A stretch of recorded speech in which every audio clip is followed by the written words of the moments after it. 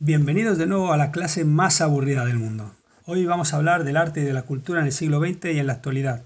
Hoy no hay tanto que explicar, así que hoy esto va a ser más bien leer y poco más, ¿vale? Así que va a ser bastante más corto que los anteriores vídeos. La pintura. A partir de la invención de la fotografía, los pintores han tratado de transmitir con formas y colores lo que la realidad les sugiere. Anteriormente toda la pintura que se hacía era paisajes, cosas que la gente solamente se podía imaginar, es decir, cosas que no se podían plasmar de otra manera que no fuese pintando o dibujando. Al aparecer la fotografía, pues la gente ya tenía acceso, incluso de manera más rápida, a los retratos, a los paisajes. Entonces los pintores lo que empezaron fue a ver el mundo de otra manera, a plasmar en sus pinturas el mundo como ellos lo podían ver o de las formas que a ellos les sugerían. Pensar que el tema de la pintura es algo abstracto. Hay gente que puede ver muchas cosas en una misma pintura y hay gente que solamente ve una o no la entiende, ¿sí? En España ha habido grandes pintores como Pablo Ruiz Picasso, Salvador Dalí y Joan Miró. Tenéis pinturas de ellos, la pintura A es de Picasso, la B es de Dalí y la C es de Joan Miró. Pablo Ruiz Picasso nació en Málaga, fue el creador del cubismo, es decir, él inventó la forma de pintar a través de figuras geométricas o de formas geométricas. Estaba inventado, pero él empezó a hacer tendencia a eso a través de sus cuadros. Hay que valorar que cada uno de los pintores pasa por distintas épocas. Por ejemplo, Picasso pasó por una época azul en la que todos sus cuadros eran azules, pasó por una época rosa en la que todos sus cuadros eran rosa, igual que anteriormente pues Goya había pasado por una época también negra o más oscura de lo que era habitualmente en él.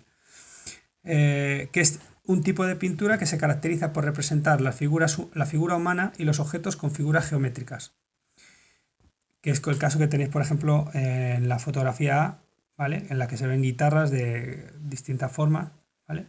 Y un balcón, una terraza, etc. Salvador Dalí nació en Figueres, en Girona. Logró transmitir a partir de la luz, el color y el dibujo el mundo de los sueños. Aquí tenéis los famosos relojes, ¿vale? Como derretidos de Dalí.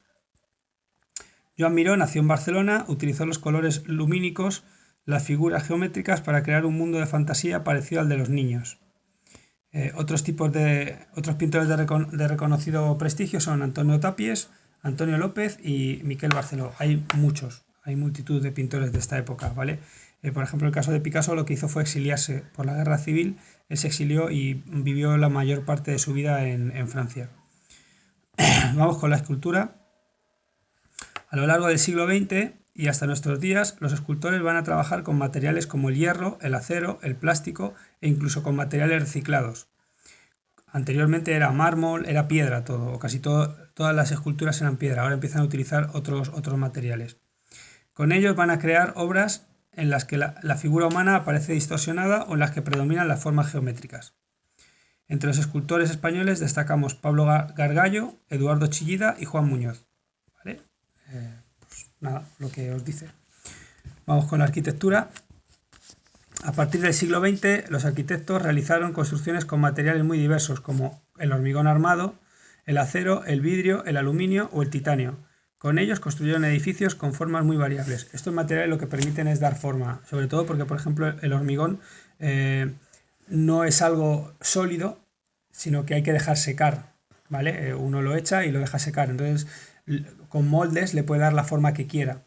Son materiales duraderos y son materiales muy resistentes. Antes era mucho más laborioso porque había que ir a la cantera por la piedra, había que dar forma a la piedra, tallar la piedra, darle la forma exacta para que encajara en cada una de las situaciones o en las posiciones en las que quisieras poner esa piedra, ¿vale? En el lugar en el que quisieras ponerlo. Entre los arquitectos españoles destacan Francisco Javier Sáez de Oiza y Rafael Moneo. Además de ellos, en España también han trabajado grandes arquitectos internacionales como Frank Gehry. No sé quién es este señor. Vale, seguimos entonces. Aquí viene el apartado probablemente más importante a nivel de arte junto con la pintura, ¿vale? Que es la literatura. Decir también que los arquitectos no solamente hacen edificios, también construyen puentes, ¿vale? Construyen otro tipo de edificaciones. La literatura, en el siglo XX y en los primeros años del siglo XXI, también surgieron grandes escritores tanto en teatro, poesía y novela, ¿vale? Venimos de una época muy buena, ¿vale? En la edad de oro del siglo de oro español, en la que habría grandes autores como Lope de Vega, como Góngora, ¿vale? Gustavo Adolfo Bécquer. Bueno, hubo grandes escritores, tanto poetas como narradores, como dramaturgos, Miguel de Cervantes, por ejemplo, también estaba William Shakespeare, etcétera, etcétera, etcétera, pero digamos que a nivel español hubo una gran colección de escritores que nos han dejado muchas obras importantes, Garcilaso de la Vega, etcétera, etcétera. En teatro destacan dramaturgos como Jacinto Benavente, galardonado con el Premio Nobel de Literatura. Digamos que el Premio Nobel se da a distintas especialidades, tanto artísticas como científicas, ¿vale? Y se le da a gente con reconocido renombre o que ha tenido una vida o una obra importante o ha realizado un descubrimiento importante tanto para la ciencia como para el arte o la literatura. Antonio Boro Vallejo, José Luis Alonso de Santos, Fernando Fernán Gómez y el grupo Els Comedians. Fernando Fernán Gómez, además de ser un escritor, también era actor de cine y de televisión, ¿sí? Luego hay Camilo José Cela, Lorca, etcétera, etcétera, etcétera, también, bueno, pero ellos se prodigaron más que en el teatro, se prodigaron en la poesía. En poesía destacan los autores que formaron la generación del 27, como Federico García Lorca, aquí lo tenéis. Federico García Lorca fue perseguido y asesinado durante la dictadura. Hay gente que piensa que era porque era republicano, hay otros que piensan que era por su condición de homosexual. Es algo que en cierto punto nunca se va a poder saber, porque bueno, tampoco se han encontrado los restos ni tan siquiera se sabe en qué lugar exacto murió. Se supone que murió porque nunca más apareció. Federico García Lorca y Rafael Alberti. Otros poetas importantes son Ángel González, Luis García Montero y Luis Antonio de Villena.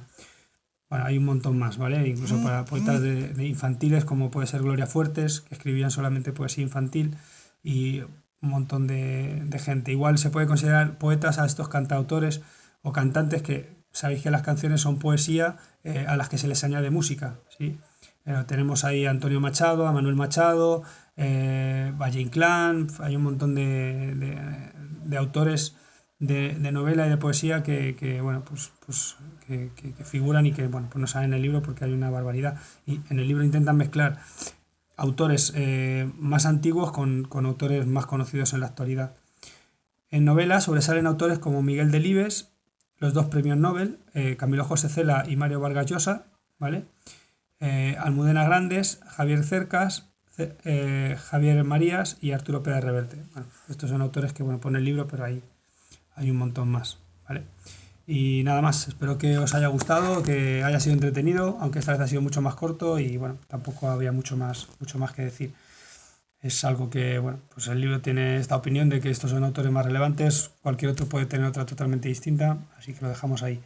Espero que estéis bien y que paséis buen día. Un saludo.